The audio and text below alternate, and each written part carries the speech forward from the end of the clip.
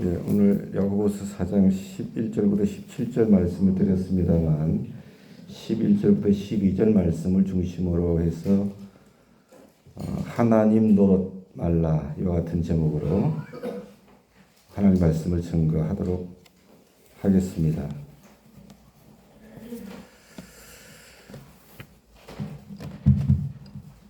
야고보서는 말씀을 드렸습니다만 우리 성도들이 어떠한 삶을 살아야 할 것인가 거기에 대한 주옥 같은 말씀이 야고보서의 말씀입니다.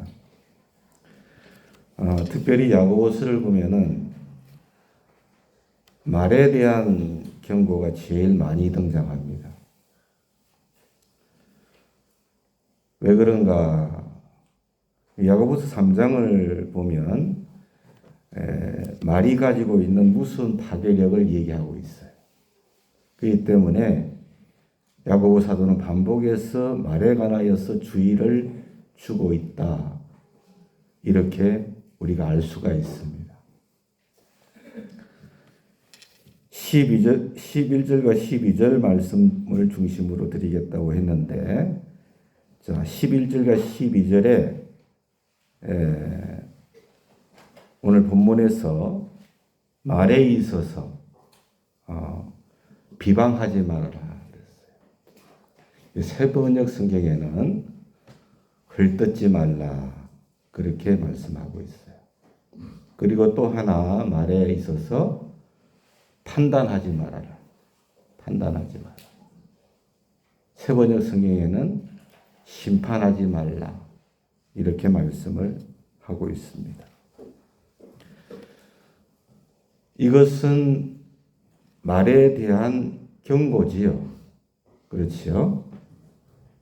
말에 대한 경고로서 말씀한 것인데, 그런데 비방이나 판단하지 말라고 하는 것은 기독교뿐 아니라 종교를 믿지 않아도 도덕적인 삶을 살아가려고 하는 사람들도 이와 비슷한 경고들을 하지요. 합니다. 지혜의 책으로 알려져 있는 마드라시라고 하는 유대인들이 적혀 있는 책에도 보면은 험담을 하면 세 사람을 죽인다 그랬어요. 말하는 자를 죽이고 험담하는 대상자를 죽이고 듣는 자를 죽인다. 그런 지혜에서 그렇게 기록되어 있고, 또한 판단에 대해서도 사자성어에 군맹무상이라는 사자성어가 있습니다. 앞을 보지 못하는 사람이 코끼리를 만지고서 좁은 소견을 말함으로 사물을 판단한다. 이런 사자성어가 있어요.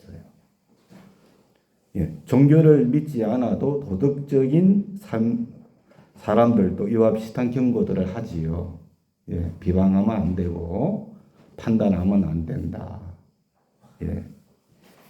중요한 게 뭐냐면은 믿지 않는 사람들은 왜 비방을 하면 안 되는지, 왜 판단하면 안 되는지, 판단을 하지 말아야 되는지에 대해서 분명한 근거는 제시는 못한다 이렇게 생각이 됩니다. 그런데 오늘 야고보는 본문 4장 11절 말씀에서 왜 비방이나 판단을 하지 말아야 하는가 이유를 밝히고 있어요. 왜 그러면 안 되나 몇 가지로 말씀을 하고 있는데, 첫 번째 이유를 뭐라고 말씀하셨냐면은 비방이나 판단하는 것은 율법을 비방하는 것이기 때문이다. 그러니까 율법을 비방하는 것이 되고 율법을 판단하는 것과 마찬가지이기 때문에 그러면 안 된다. 그렇게 말씀하신 거예요. 이런 본문을 이해하기 위해서는 야고보가 누구에게 이 편지를 썼는가 하는 게 매우 중요합니다. 야고보가 편지를 썼는데 누구를 대상으로 했느냐? 유대인들을 대상으로 했어요. 흩어져 있는 유대인들을 대상으로. 1장에 나오지요.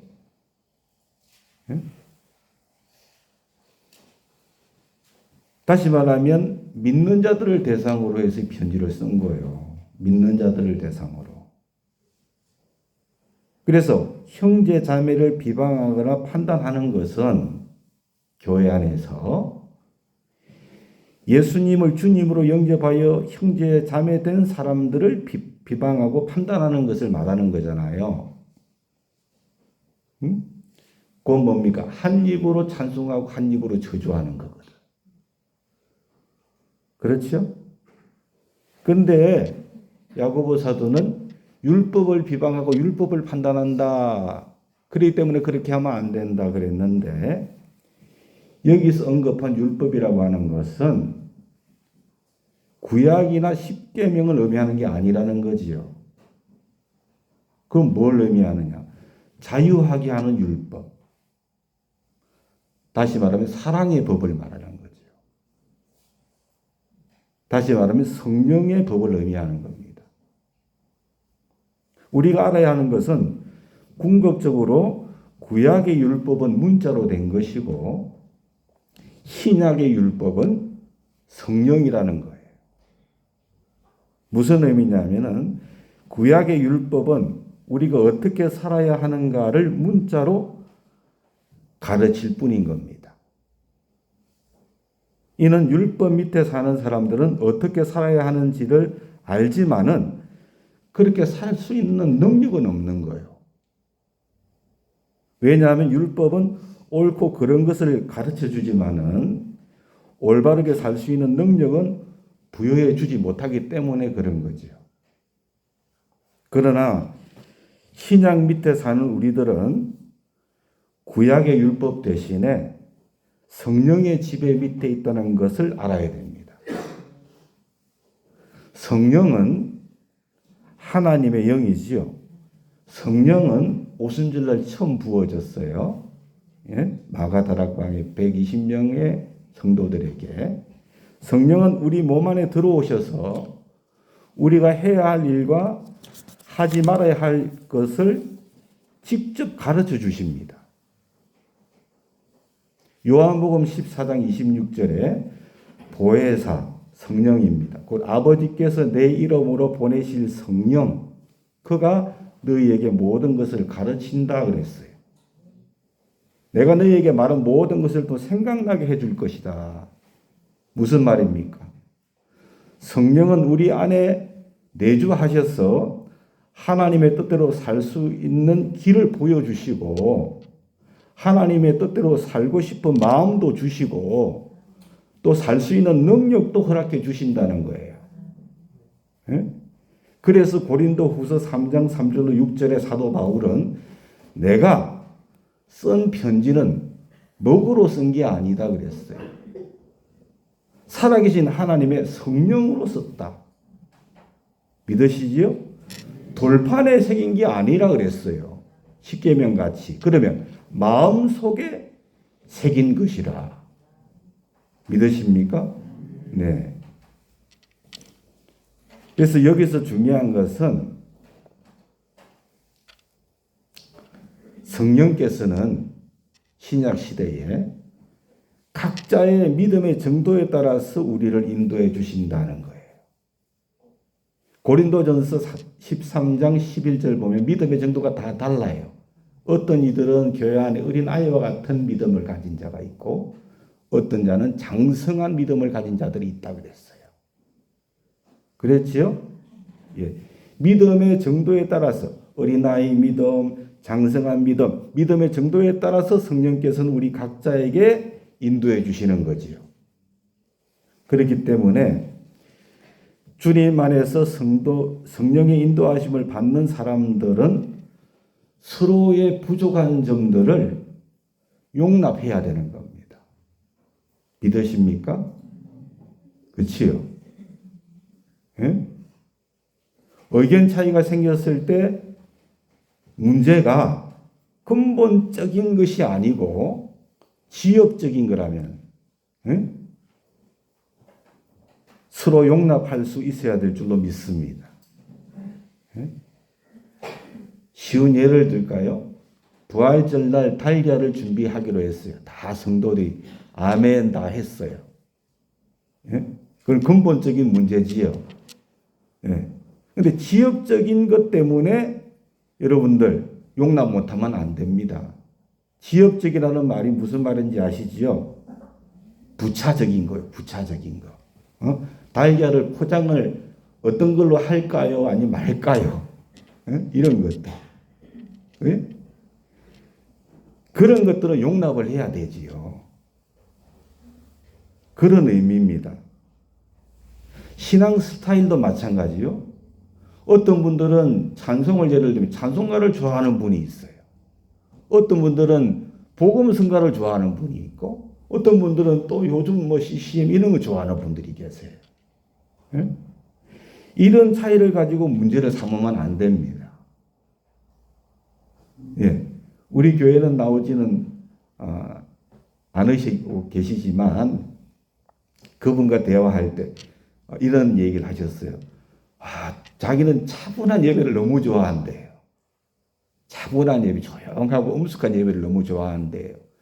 제 마음이 조금 뭐라고 할까 조금 움찔했어요. 왜냐하면 우리 교회 찬송이나 기도하는 모습은 그런 건 아닌 부분들이 많잖아요. 물론 조용한 찬송을 드리기도 하고 조용한 기도도 하지만 우리가 뜨겁게 찬송하고 뜨겁게 기도하는 부분들이 많잖아요.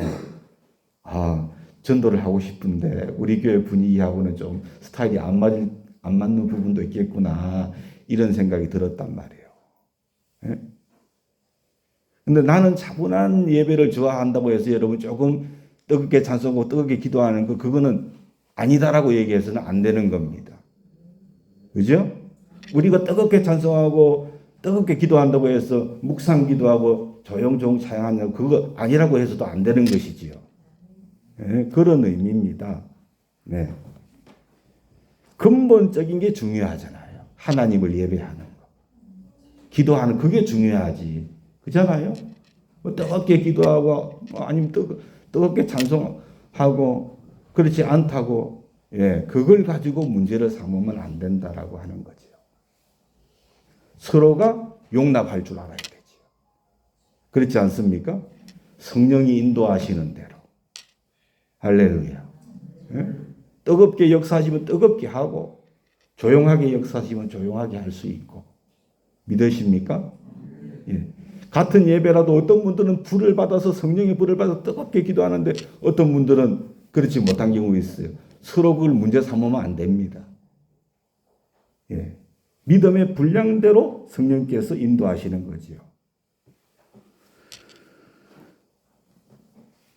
그래서 다 같이 성령의 인도하심을 받고 있는데 형제자매를 비방하거나 지역적인 문제로 판단하면 안 되고 왜? 그것은 곧 성령을 비방하는 것이다. 믿습니까? 성령을 판단하는 것이다 그랬어요. 그렇기 때문에 그런 거예요. 그래서 로마서 14장 3절에 사도 바울은 먹는 것을 또 예를 들었어요. 제사 음식을 들었어요. 제사 음식에 관해서 이런 말씀을 했습니다. 먹는 자는 먹지 않는 자를 없인 여기지 말아라. 먹지 않는 자는 먹는 자를 비판하지 말아라. 이는 하나님이 그를 받으셨다 그랬어요. 그렇지요? 제사 음식이라도 먹을 수 있지요. 장성한 믿음의 분량이요. 아무 문제가 안 되고 하나님만을 예배하는 사람인데 그건 먹을 수 있는 거예요. 근데 믿음이 없는 분들은 약한 분들은 먹지도 못할 수도 있겠지요. 그렇지 않습니까? 먹는 분들 때문에 시험에 드는 경우도 있겠지요. 근데 믿음이 약한 자도 있기 때문에 먹을 수 있어 먹지 않는 것이 지혜로운 거예요. 나는 내 믿음의 분량은 충분히 할 수 있어도 덕을 세우려고. 남해 지역에 있는 교회였어요. 제가 뭐 기독교 연합회 저희는 가입은 안 했지만은 한 교회에서 목사님이 좀 오래된 얘기인데 보신탕을 드셨다는 거예요. 보신탕을. 그래. 그걸 드시는 걸 성도님이 보고 시험에 들어서 교회를 떠나버렸다는 거예요. 어떻게 목사님이 개를 먹을 수 있냐고 그랬죠. 예? 예. 먹을 수 있겠죠. 예. 안 먹는 사람은 안 먹을 수도 있겠죠. 그죠? 예. 믿음의 분량대로 하는 것인데 덕은 세우는 것이 중요하겠지요. 할 수는 있어도. 예. 제사 음식 때문에 야고보가 사도 바울이 로마서 14장 3절에 그렇게 말씀을 하셨어요. 알드리치라고 하는 목사님이 계신데 이분은 아주 전도의 전문가입니다. 전도의 전문가인데 이분은 처음 만난 분에게 복음을 이렇게 전할 때 마치 처음 만난 고객에게 물건을 파는 장사꾼처럼 그런 마음을 느꼈다는 거예요. 그래서 마음의 부담을 좀 가지셔서 예수님의 방법이 아니다 이렇게 생각하신 것 같아요. 그래서 생활 속에서 사랑을 보여준 후에 복음을 제시하는 방법을 개발하셨다고 해요. 또 그 목사님께서는 성도들은 전도에 너무 수동적이다 이렇게 생각하셨대요. 안 믿는 사람 찾아가서 전도해야 되는데 안 믿는 분들을 찾아가서 전도해야 되는데 안 믿는 분들이 찾아오기를 기다리고 있는 것 같다. 성도들이 볼 때에. 그래서 이 목사님은 술집에 가서 전도를 했대요. 술집에 직접 찾아가서 전도를 했대요. 술 대신에 콜라를 시켜놓고서 전도를 했다는 거예요. 그런데 그게 교회에서 문제가 됐답니다. 집사님들이 목사님께 반발을 했다. 어떻게 술집에 가서 전도를 할 수 있냐고. 예? 그렇게 비방을 하고 했다는 거예요.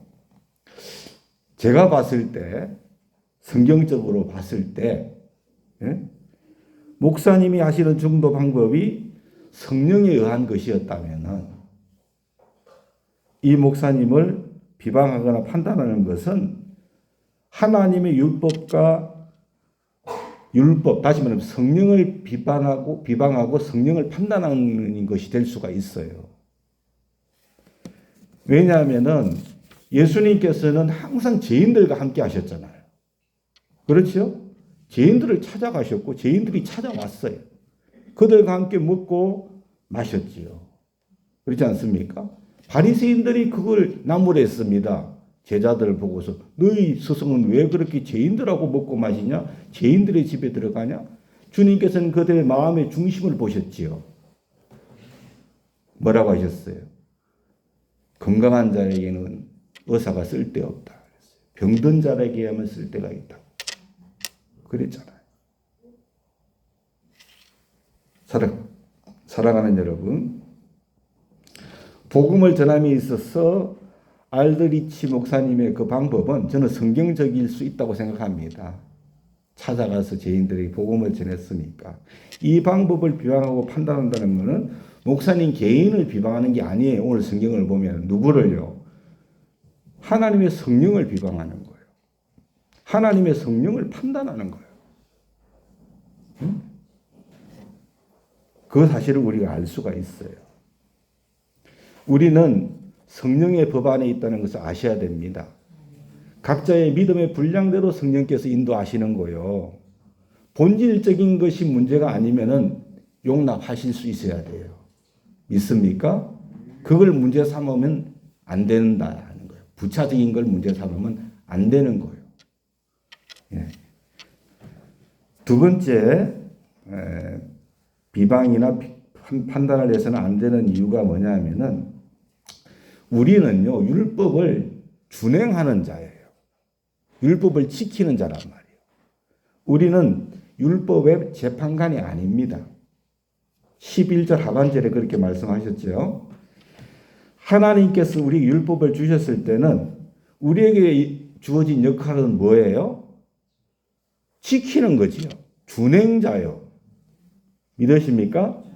다른 사람이 율법을 얼마나 잘 지키고 있나 점검하는 사람이 아닙니다. 우리는. 예, 우리는 그냥 율법을 지키는 자지. 아시겠죠? 어떤 사람이 하나님 앞에서 칭찬을 받을지 꾸중을 들을지는 하나님하고 그 사람 사이의 문제이지 내 문제는 아닙니다. 잘 이해하세요? 예. 한 가지 흥미로운 게 뭐냐면은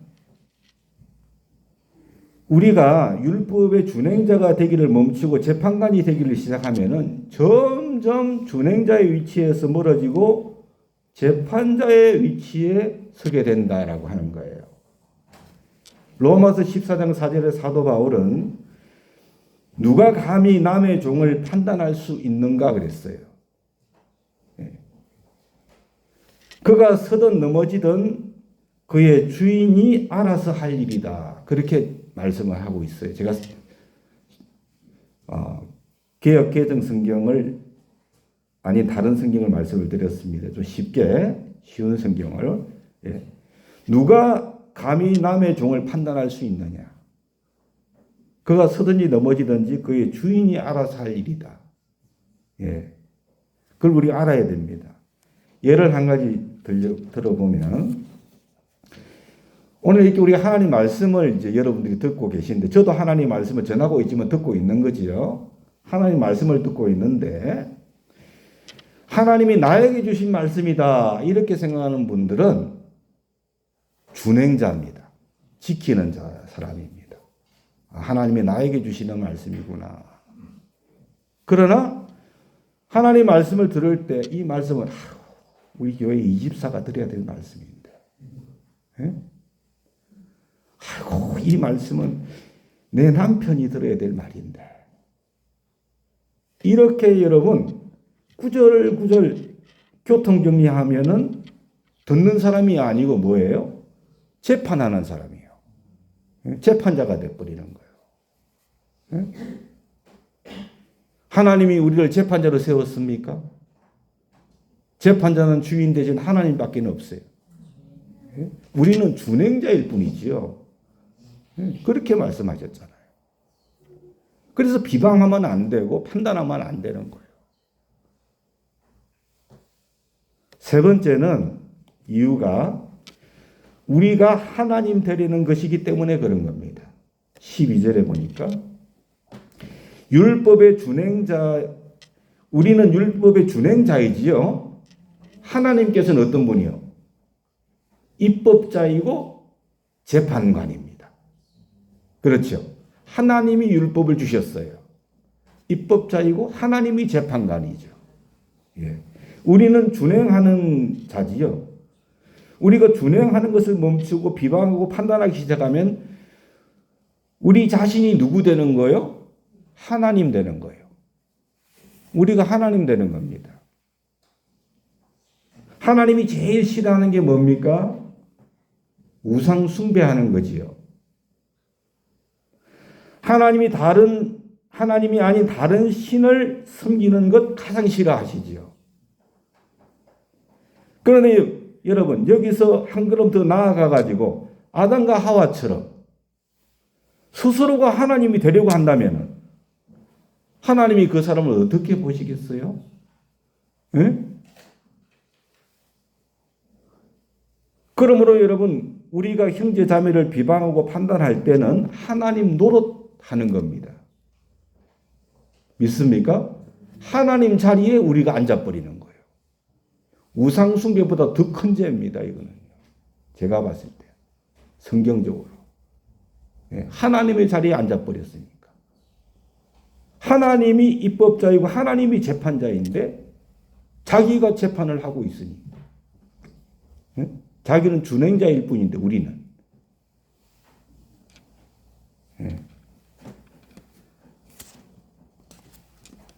그래서 세 가지 이유를 말씀을 오늘 본문에서 하고 있는 겁니다.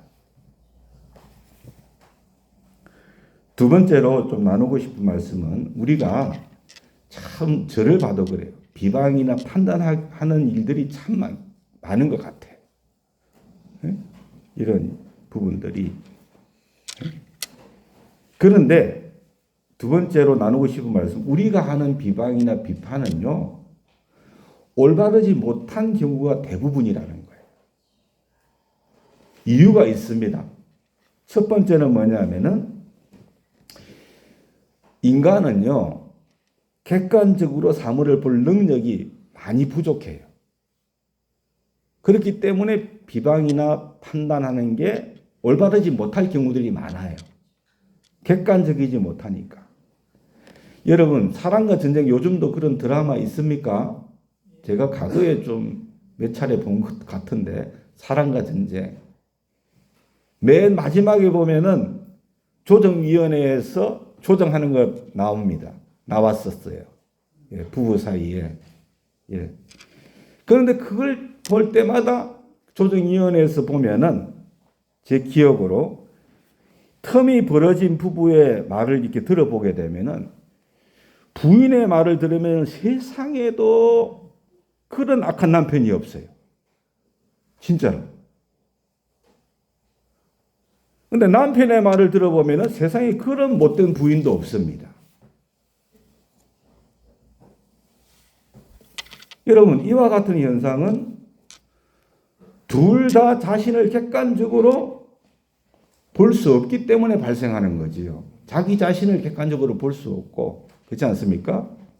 예. 그러니까 같은 사건을 경험했는데 두 사람의 설명이 틀린 거죠. 어느 한쪽이 거짓말하는 겁니까? 남편이 거짓말합니까? 아내가 거짓말합니까? 두 분 다 거짓말하는 거 아니지요. 둘 다 진실만을 얘기한 거요. 자기 입장에서. 그죠? 자기 입장에서 진실이에요. 그게 진실이야.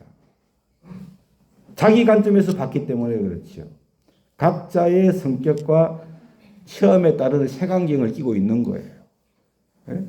그렇기 때문에 그걸 색안경을 쓰고 있기 때문에 그렇게 아주 못된 아내고 참 악한 남편인 거예요. 네? 그래서 여러분, 인간에게는 사물을 객관적으로 볼 수 있는 능력이 많이 부족한 것 같습니다. 그래서 연구를 할 연구자들의 입장에서 그 결과를 도출할 때 이게 정말로 객관적인가에 대해서 표본이 얼마나 중요한지 모릅니다. 표본의 수가 많으면 많을수록 객관적이라도 볼 수 있는 거거든요. 그게. 그렇지 못하면 여러분, 일반화 시키기 어렵다. 그래서 항상 반대쪽에서 문제 제기를 하고 그런 거 아닙니까? 예. 인간의 비방이나 판단이 올바르지 못한 두 번째 이유는 뭐냐 하면은 상대방의 마음속에 감추어진 의도를 우리가 잘 알기가 어려워요. 그러니까 우리가 비방이나 판단할 때는 이게 올바르지 않을 경우들이 많습니다. 예. 제가 글을 읽어보니까 미국에는 생스기빙데이 추수감사절이 되면은 칠면조를 선물하는 게 한다고 그래요. 칠면조를. 그런데 한 총각이 회사를 다니는데 칠면조를 그 회사에서 이제 선물을 한대요. 하는데 혼자 사니까 칠면조 한 마리를 다 못 먹잖아요. 한 마리를 어떻게 다 먹고 혼자 사는데. 그래서 칠면조를 받아도 쓸모없는 것으로 이렇게 여겼다는 거예요. 그래서 직장 동료들이 좀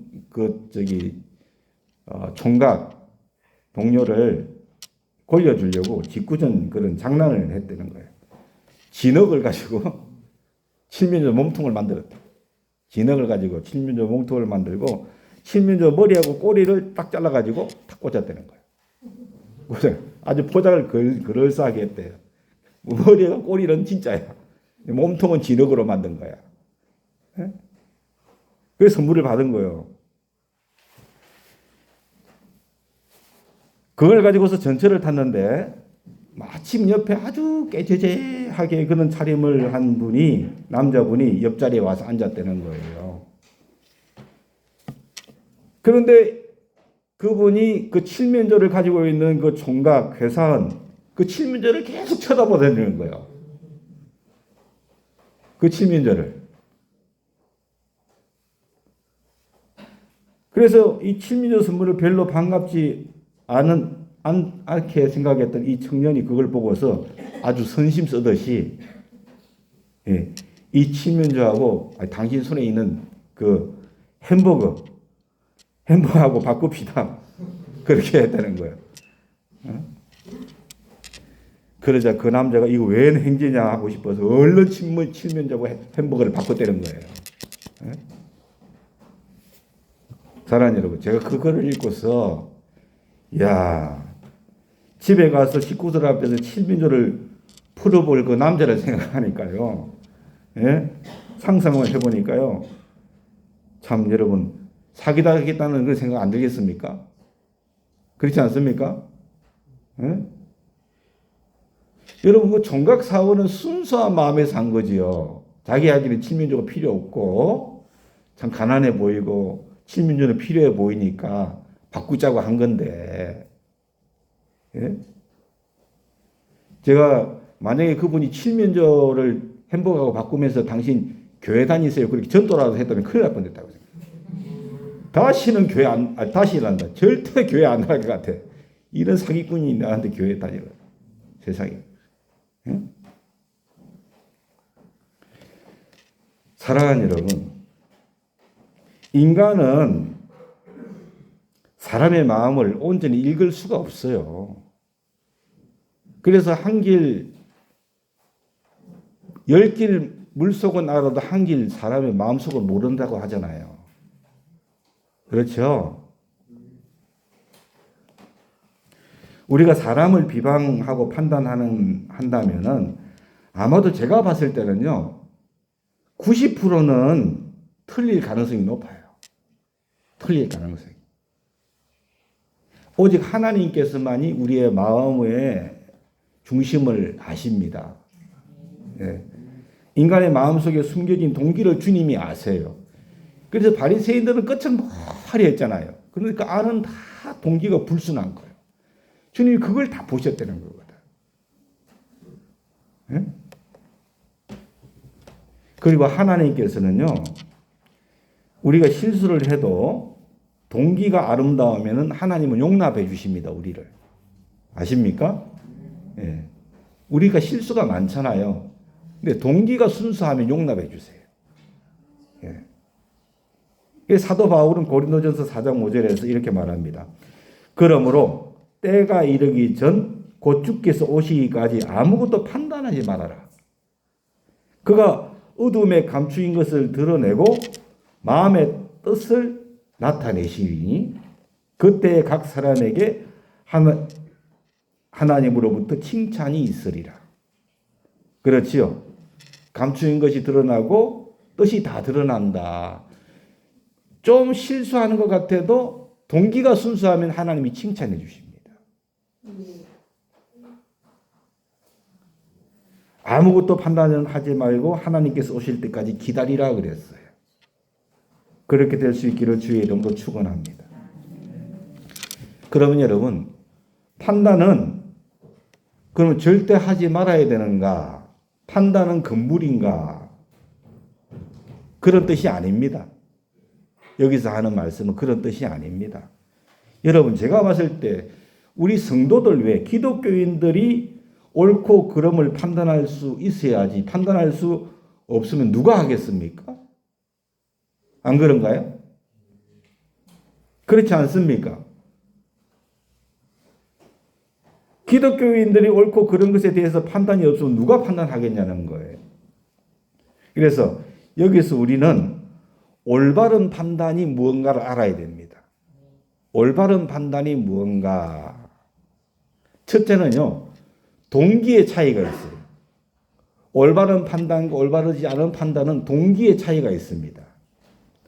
올바른 판단은 긍정적인 동기에서 나와요.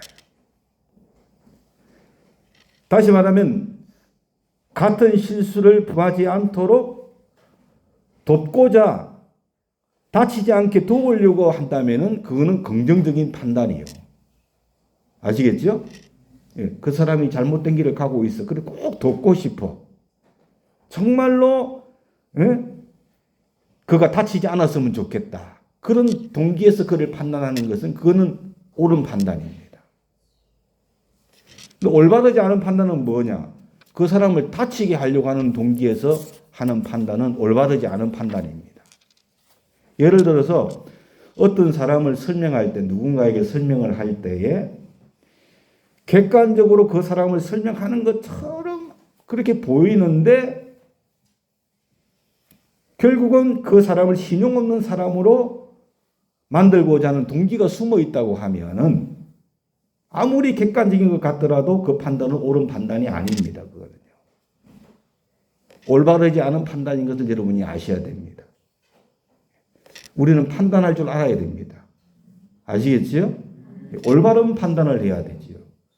정말로 돕고 싶고 정말로 도와주고 싶은, 다치지 않도록 해주고 싶은 그런 동기에서 하는 것은 옳은 겁니다. 아무리 객관적인 것 같아도 그 사람을 내가 아주 신용 없는 사람으로 만들어 버리려고 하는 그런 동기로 하면 그건 잘못된 겁니다. 예를 들어서 기도 모임, 여러분들 기도 모임을 가질 수 있는데 기도 모임이 올바르지 않은 판단의 장소로 둔갑할 수 있다는 것도 여러분이 아셔야 돼요. 예를 들어 목사님을 위해서 기도하자. 좋아요. 목사님을 위해서 기도합시다. 그러면서 기도의 제목을 내놨는데 우리 목사님 인간적인 목회를 하지 않도록 기도합시다. 우리 목사님 설교할 때 지식적인 설교를 하지 않도록 기도합시다. 이렇게 기도 제목을 내놨다. 그러면은 그 제목 뒤에는 뭐가 있습니까? 목사님이 인간적인 설교하고 있다는 거죠. 심하게 말하면 지식적인 설교하고 있다는 거지요. 예. 올바르지 않은 판단이 숨겨져 있는 거지요. 그렇지 않습니까? 예. 우리 목사님이 더욱 성령에 충만한 설교를 할 수 있도록 우리 함께 기도합시다. 얼마나 아름다워요. 할렐루야. 예. 성령 충만하시지만 더 성령 충만하게끔 기도하십시다. 예. 우리가 스스로 돌아보고 조심해야 될 줄로 믿습니다. 두 번째는 근거의 차이가 있어요. 근거에. 올바른 판단인가 잘못된 올바르지 않은 판단인가 근거의 차이가 있습니다. 올바른 판단을 하는 사람은 눈에 드러난 사실만을 가지고 얘기를 합니다. 그런데 올바르지 않은 판단을 하는 사람은 숨은 의도를 근거를 갖고 얘기를 해요. 그 올바른 판단이냐 아니냐 그걸 우리가 알 수 있습니다. 아시겠죠? 예. 세 번째는 뒤처리가 다릅니다. 뒤처리가. 올바른 판단을 하는 사람은 잘못이 있는 사람, 잘못되었다고 하는 사람, 그 사람 직접 찾아가서 얘기를 하지만은 올바른 판단을 하지 않는 사람은 뭐냐면 당사자를 찾아가지 아니하고 제3자를 찾아가서 그 사람 얘기를 해버려요. 예, 뒤처리가 차이가 납니다. 예. 그래서 그 사람이 잘못한 얘기를 해버리는 거지요. 그런 경우들 우리가 많지 않습니까? 예? 그렇게 그냥 안 좋은 얘기를 퍼뜨리고 다니고 욕하고 그러지 않습니까? 그 올바르지 못한 판단이거든요. 직접 그 사람 만나서 얘기를 해야지. 우리는 판단을 멈춰서는 안 됩니다. 우리는 옳고 그른 것을 판단할 수 있어야 될 줄로 믿습니다. 아시겠죠? 특별히 우리의 형제 자매가 잘못했을 때 우리가 지적해주고 고쳐줘야 됩니다. 그러나 이것이 사랑의 표현이 돼야 되지 비방이 되어서는 안 될 줄로 믿습니다. 아시겠죠? 아니 그 사람 얘기인데 왜 딴 사람한테 가서 그 얘기를 하냐고 왜? 예? 직접 얘기를 해야지. 예? 교회 찬물에 말아먹을 사람이지요. 그렇지 않습니까? 찬물에 말아 먹지 마세요. 건강에도 안 좋대요. 내가 보니까. 밥을 찬물에 말아 드시지 마세요.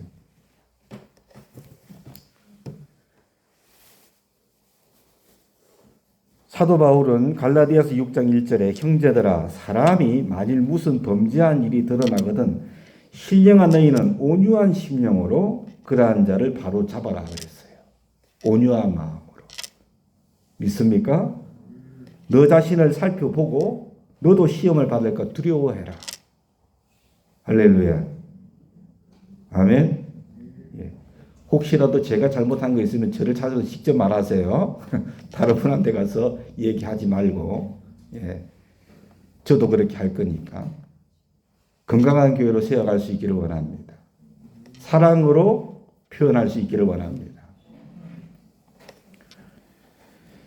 네 번째로 오늘 끝으로 말씀을 좀 나누고 싶은 것은 형제자매를 비방하고 판단하는 이런 습관이 우리한테 있는 것 같아요. 이것을 버리려면 어떻게 해야 되는가? 어떻게 하면 그럴 수 있을까? 우리가 몇 가지를 실천하면 좋겠어요. 첫 번째는 뭐냐면은 우리가 비방하고 판단하는 것이 얼마나 큰 죄인가를 우리가 깨달아야 돼요. 비방하고 판단하는 것은 내가 하나님 노릇 하는 것임을 우리가 깨달아야 됩니다. 아시죠? 하나님이 제일 싫어하는 것이 우상숭배인데 비방하고 판단하는 것을 한 걸음 더 나아가는 거 아닙니까? 내가 하나님 되려고 하는 거 아닙니까? 오늘 본문에 그렇게 말하고 있지 않습니까? 그러니까 비방하고 판단하는 것은 아주 심각한 죄라는 것을 깨달아야 돼요, 우리가. 그래야 고칠 수가 있습니다. 두 번째는 회개해야 됩니다. 그래야 고칠 수 있습니다. 여러분, 비방하고 판단의 뿌리가 어디서 나옵니까? 교만입니다. 교만. 그렇지 않습니까? 예. 그렇기 때문에 우리가 회개할 때는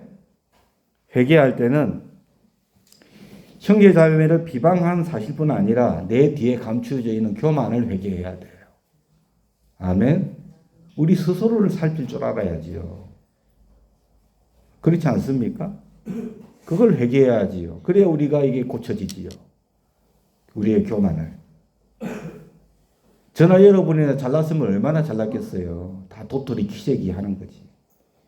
그렇죠? 네? 교만이죠, 교만. 세 번째는요, 사랑의 열매를 위해서 우리가 서로 같이 기도하기를 원합니다. 우리에게 사랑이 있을 때 남의 실수나 약점이 눈에 들어오지 않습니다. 그리고 비방하고 판단할 거리를 발견하지 못하게 됩니다. 사랑의 열매를 맺힐 수 있도록 기도합시다. 저도 참 이 부분이 힘들어요. 하나님의 도우심을 늘 구합니다. 사랑의 열매를 좀 맺을 수 있도록. 함께 기도할 수 있기를 소원합니다. 그리고 네 번째는 야고보서 4장 7절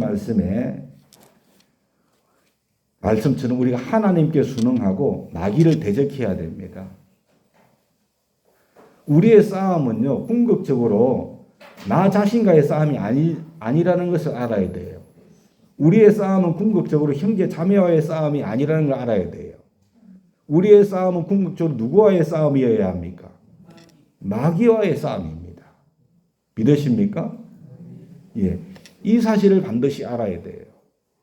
우리가 싸움의 대상을 자신이나 형제 자매에게 두고 있는데 그 뒤에는 마귀의 조종을 당할 수도 있어요. 영적으로 민감하게 깨어 있을 수 있기를 원합니다. 마귀를 대적해야 될 줄로 믿습니다. 세번역 성경에 에베소서 6장 12절에 우리의 싸움은 이 땅의 사람에 대항하여 싸우는 것이 아니라 이 세상의 어두운 세력들과 공중의 권세 잡은 악한 영들에 대항하여 싸우는 것이다. 말씀하고 있는 줄로 믿습니다. 이 사실을 깨달으시기 바랍니다. 앞으로 더욱더 우리 교회 안에서 절대로 주의 종은 물론이고 누구도 하나님 노릇하는 일이 없도록 믿습니까? 누구도 하나님의 자리에 앉지 않도록 삼가 조심할 수 있기를 소원합니다. 주님이 책망하실 거예요.